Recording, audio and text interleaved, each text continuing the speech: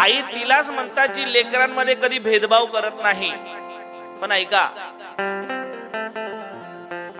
आपण सर्व शाळा शिकलेले आहात.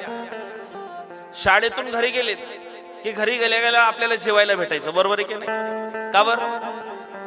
कारण आईने बनवून ठेवलेलं असायचं. काही काही भक्तांकरता आईने पहिल्यापासून बनवून ठेवलेलं असतं, कारण त्यांना देण्याची वेळ आलेली असते, म्हणून गेल्या गेल्या त्यांना ती फलप्राप्ती होते. आपण म्हणतो त्या सावित्रीबाईला भेटलं, मला काही भेटलं नाही, कारण सावित्रीबाई करता आईने बनवून ठेवलेलं होतं, पहिल्यापासून विचार करून ठेवलेला होता. दुसरा वर्ग आहे, बरेच दिवस भक्ती करतात त्याच्यानंतर भेटतं. याचा अर्थ काय? याचा अर्थ असा आहे की देवी माता सुद्धा आपली परीक्षा घेते की नाही? अहो, 4थीचं जर किंवा 10वीचं जर बोर्डाचं सर्टिफिकेट पाहिजे असेल तर तुम्हाला कमीत कमी 6 ते 7 परीक्षा द्यावा लागतात, एक्झाम द्यावी लागते, तेव्हा जाऊन ते सर्टिफिकेट भेटते. मग 10वी बोर्डाचं सर्टिफिकेट मिळवण्यासाठी जर 7 दिवस परिश्रम करावे लागतात, तर या आदिशक्तीचं सर्टिफिकेट मिळवण्यासाठी आम्हाला कमीत कमी 70 दिवस परीक्षा द्यावी लागेल की नाही? आई पहिले परीक्षा घेते, त्याच्यानंतर आई देत असते. आणि तिसरा प्रकार आहे, बरीच वर्ष झालीत पण अजूनही आईने मला काही दिलं नाही. याचा अर्थ असं नाही की तुला भेटणार नाही. अहो बाबा, 2 वर्ष झालीत ना. अहो बाबा, 5 वर्ष झाली ना. बाबा, 1990 पासून जोडून आहे मी, पण मला अजून काही फळ नाही भेटलं. माझ्या नशिबात नाही का? नहीं भाई साहब, आप गलत सोच रहे हो. आपके नसीब में नहीं है, ऐसा नहीं है. शायद हो सकता है ये हमारी अंबा मैया ने आपके लिए कुछ स्पेशल सोच के रखा हुआ है, और जिंदगी में स्पेशल चीजें लेट ही मिलती है. आई जगदंबेनी, आई भगवतीने तुमच्याकरता काहीतरी स्पेशल विचार करून ठेवला असेल, आणि स्पेशल भेटणाऱ्या वस्तू, स्पेशल भेटणाऱ्या गोष्टी या उशिराच भेटतात. बघा तुम्ही, इथून आपल्या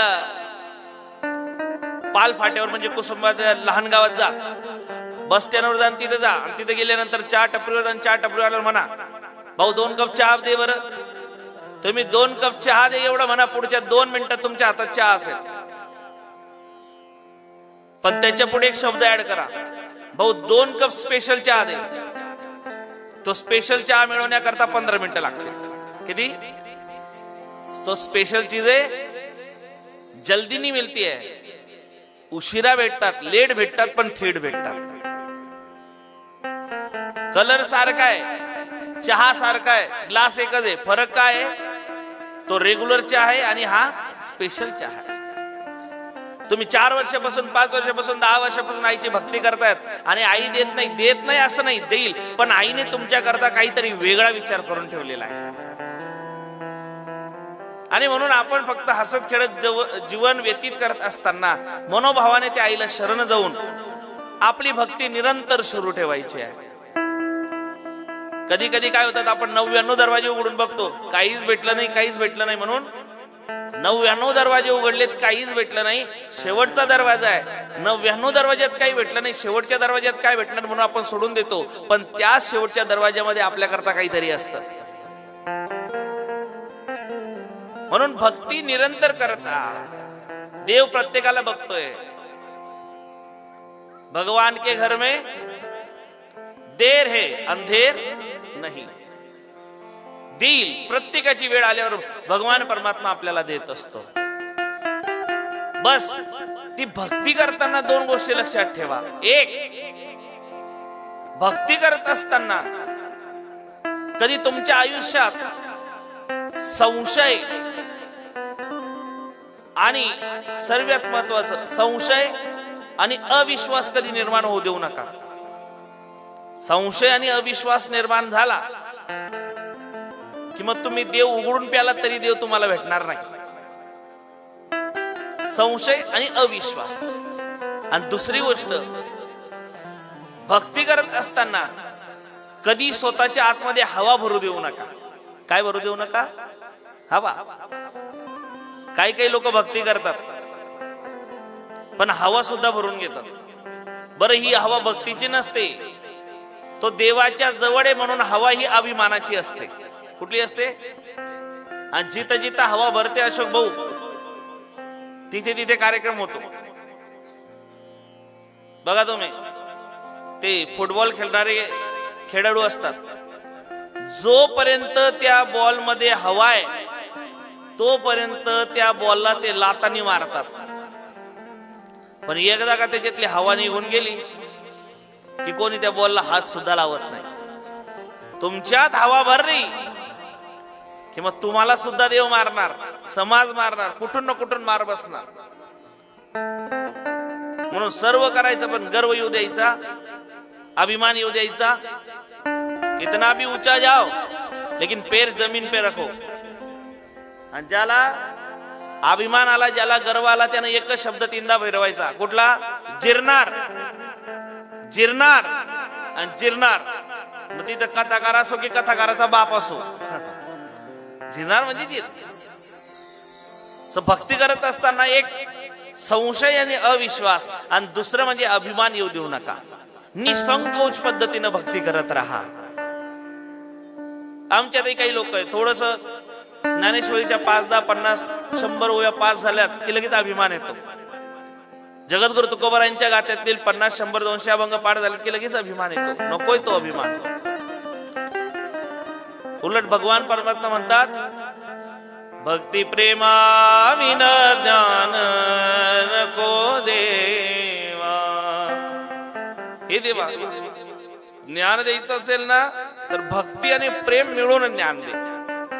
नाहीतर मग अभिमान नित्य नवा तया माझी, प्रेम सुख दे, प्रेम सुख दे, प्रेम सुख दे, प्रेम सुख दे. अभिमान निर्माण झाला की ज्ञान भक्ती या गोष्टी शिल्लक राहत नाही. आणि ज्ञान आलं की माणसाला अभिमान झाल्याशिवाय राहत नाही. पण या सर्व गोष्टी बाजूला ठेवून भगवंताची निसंकोच पद्धतीने भक्ती करणं हे आमच्याकरता सर्वात महत्वाचं आहे. आज इथं बसलेला प्रत्येक श्रोता हा पुण्यवान आहे, अधिकारी आहे. अर्ध्या श्लोकातल्या 4थ्या भागापासून जर परमगती प्राप्त होते तर आम्ही 6 दिवसापासून अनेक श्लोक ऐकतोय, कथा ऐकतोय. आम्हाला तर नक्कीच मोक्षाची प्राप्ती झाल्याशिवाय राहणार नाही. मग मोक्षाची प्राप्ती होईल म्हणजे 7व्या दिवसाची कथा संपली की आपल्याला सुद्धा स्वर्गातून विमान घेण्याकरता येईल. म्हणून उद्या येताना सर्वांनी आपल्या बॅगा भरून यायच्या आहेत, कपडे घेऊन यायचे. सर्वात महत्वाचं म्हणजे मोबाईलचं चार्जर घेऊन यायचं. सध्या कपडे नसले तरी चालतंय, मोबाईलचं चार्जर लय आवश्यक आहे आम्हाला. येणार ना उद्या तयारी करून? बऱ्याच बाया म्हणतील, बाबा या बाबांना लवूनच आणलं व काहीतरी. ते संध्याकाळीच फोन कर, बाई तू बी जायचं नको, मी बी जाणार नाही, विमान येणार आहे, अजून पोऱ्याचं लग्न बाकी आहे, अजून आपला माऊली लहान आहे, काही जाऊ नको. विमान येईल पण अधिकार प्राप्त झाल्याशिवाय विमान येणार नाही.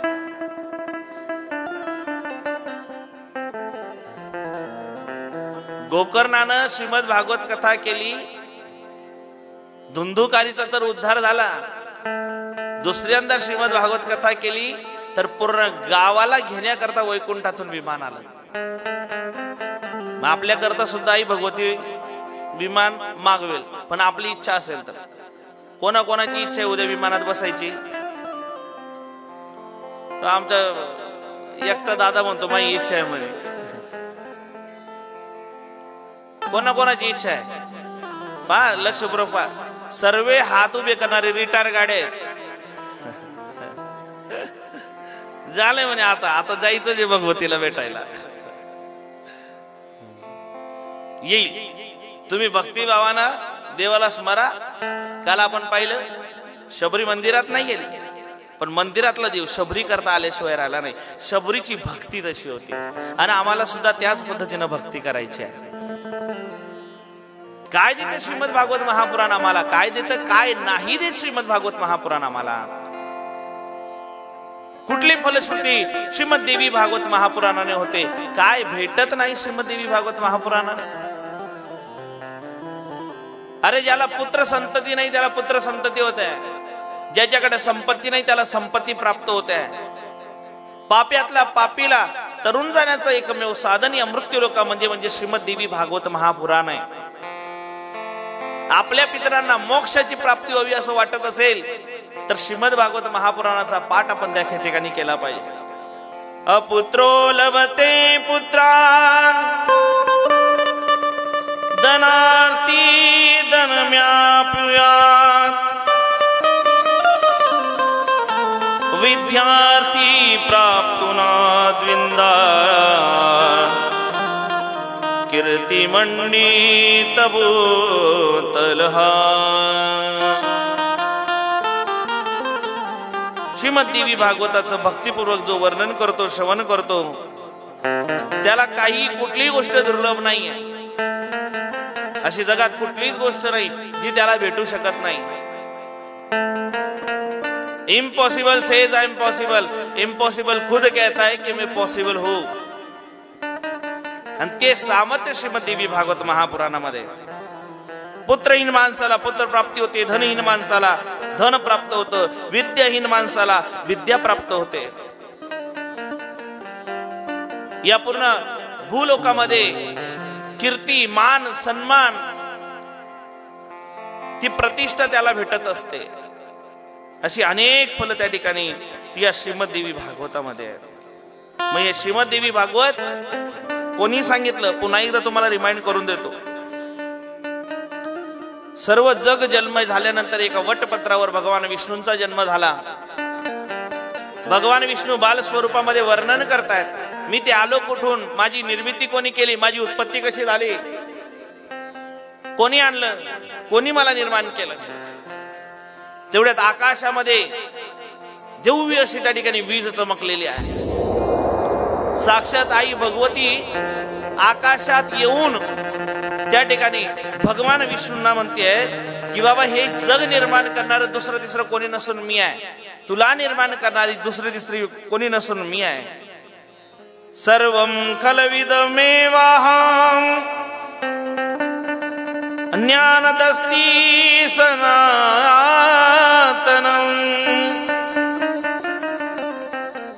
हे विष्णू, हे सर्व काही मीच आहे, दुसरं कोणी नाही. माझ्यापासूनच ब्रह्मांडाची निर्मिती आहे, माझ्यापासूनच विष्णू लोकाची निर्मिती आहे, माझ्यापासूनच कैलासाची निर्मिती आहे, माझ्यापासूनच या जगाची निर्मिती आहे. अशी असणारी मी आदिशक्ती महाशक्ती आहे. जगताची उत्पत्ती जिने करावी ती आमची महाशक्ती पराशक्ती आहे. आणि त्या पराशक्तीचं गुणगान मात्र आम्ही या ठिकाणी श्रवण करत आहोत. सर्व जग ज्या देवापुढे नतमस्तक होतोय तो देव जिच्या पुढे नतमस्तक होतोय तिला आदिशक्ती भवानी माता म्हणतात. सर्व जगानं ज्या रामाची पूजा करावी, भगवान श्री मर्यादा पुरुषोत्तम रामचंद्र प्रभू यांची पूजा करावी, तेच रामचंद्र प्रभू मात्र त्या आदिशक्तीची आराधना करुणा भागतायत. सर्व जगानं सर्व जगातल्या भक्त भाविकांनी ज्या देवापुढे नतमस्तक व्हावं, साष्टांग दंडवत घालावं, तेच श्रीकृष्ण परमात्मा त्या आदिशक्ती पुढे नतमस्तक होत आहेत. आदिशक्तीची करुणा भागतायत. राधा ही दुसरं तिसरं कोणी नसून आदिशक्तीचाच एक अवतार आहे. त्या आदिशक्तीला बघून भगवान परमात्मा सुद्धा राधेला बघून म्हणतात, राधा तू कोण आहे सांगू का? राधा मेरी स्वामिनी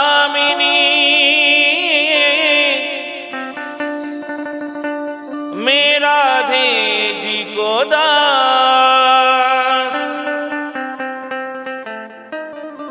जन्म जन्म यदि दीजियो एक वृंदावन को वास। राधा तू माझी स्वामिनी आहे, मी तुझा दास आहे. खरं सांगू राधे, तुझ्या चरणामध्ये एवढं सामर्थ्य आहे ना, किती सामर्थ्य आहे. तुझ्या चरणाची धूळ जरी मला मिळाली ना, तरी माझ्या जीवनाचं सार्थक झाल्याशिवाय राहणार नाही. कोण म्हणतंय? ऐकताय ना? कोणी म्हणावं? भगवान श्रीकृष्ण परमात्म्याने सर्व जग ज्याच्या पायावर नतमस्तक होत आहे, सर्व जग ज्याच्या पायाची रजकणाची ती रजकण आपल्याला मिळावी, ती माती आपल्याला मिळावी म्हणून अपेक्षा करतात, तो भगवान परमात्मा आज राधेच्या चरणाची धूळ मागतोय. राधे तेरी चरणों की अगर धूल जो मिल जाए, सच कहता हूँ मेरी तकदीर बदल जाए. अगर राधे तुझ्या चरणाची धूळ मिळाली ना, माझ्या जीवनाचं सार्थक होईल. पण ऐक, तुझ्या जवळ आल्यानंतर आदिशक्तीमध्ये एवढं सामर्थ्य आहे, एवढं सामर्थ्य आहे की तुझ्या समोर उभं राहिल्यानंतर तुझ्या नजरेला नजर सुद्धा आम्ही मिळवू शकत नाही. भगवान श्रीकृष्ण परमात्मा त्या राजेला सांगतात, नजरों से जो ना मिलाना,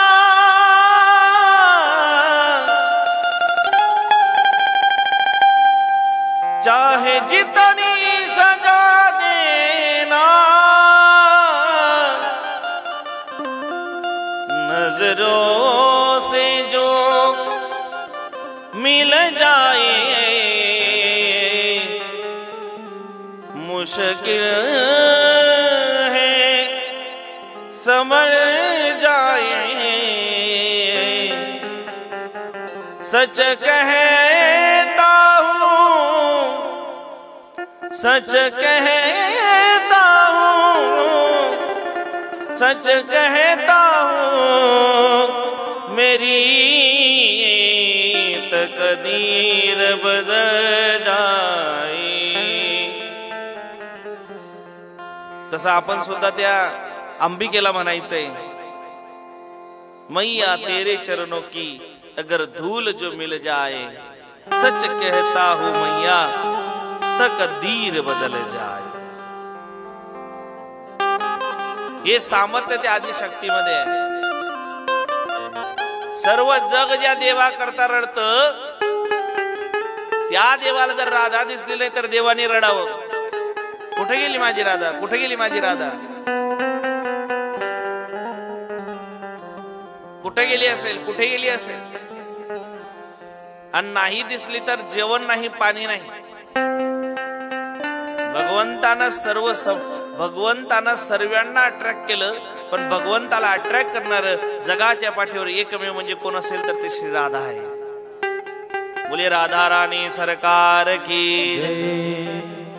आजही तुम्ही बघा, तुम्ही भगवंताचं नामस्मरण केलं, तुम्ही भगवंताचं नामस्मरण केलं, गुणगान गायलात, तर भगवान परमात्मा येईल.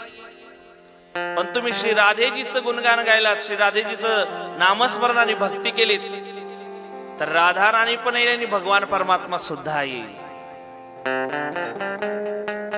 म्हणून कधीतरी जा, जोपर्यंत जीवन आहेत ना भल्या माणसा तोपर्यंत जगून घे. कधी हवा येईल, कधी हा फुगा फुटून जाईल, काही सांगता येणार नाही. त्याच्या आधी एकच काम कर, काय?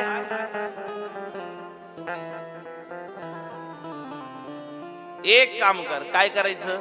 नेहमी कधीतून एकच वाटतं की प्रत्येक व्यक्तीला एकच गोष्टीचं व्यसन लागलं पाहिजे. कुठलं व्यसन? वेड लागलं पाहिजे. कुठलं वेड? कधी लागेल रे वेड्या तुला गोडी अभंगाची, कधी लागेल, कधी लागेल, कधी लागेल रे वेड्या तुला गोडी अभंगाची. बघून गे सावळी मूर्ती अशा त्या पांडुरंगाची. तुझा ना भरोसा ना माझा भरोसा, जग हे कुणाचे सांग भल्या मानसा. अशी चूल माती आणि मीठ भाकर, मुखी गे हरीचे गोड साकर. भरोसा नाही, कधी जाईल याचा भरोसा नाही. का? तुला काही पाजत करले,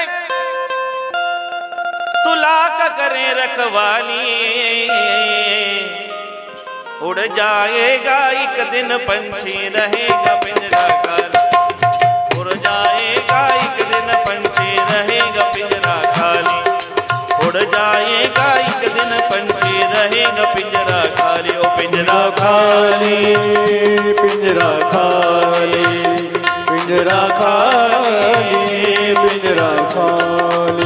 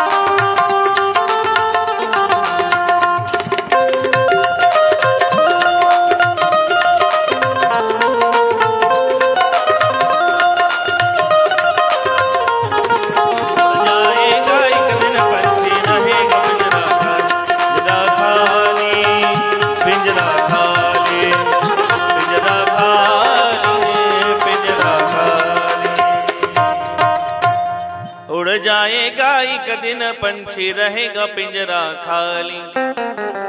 किती जपून ठेवा आणि किती सांभाळून ठेवा.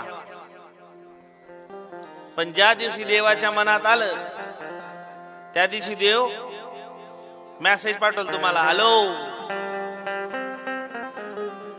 मग आपण इकडं म्हणायचं बोलू. देव म्हणाल आय मिस यू. मग आपण म्हणायचं बरं येतो मी. भगवान बुला लेंगे. तो जाना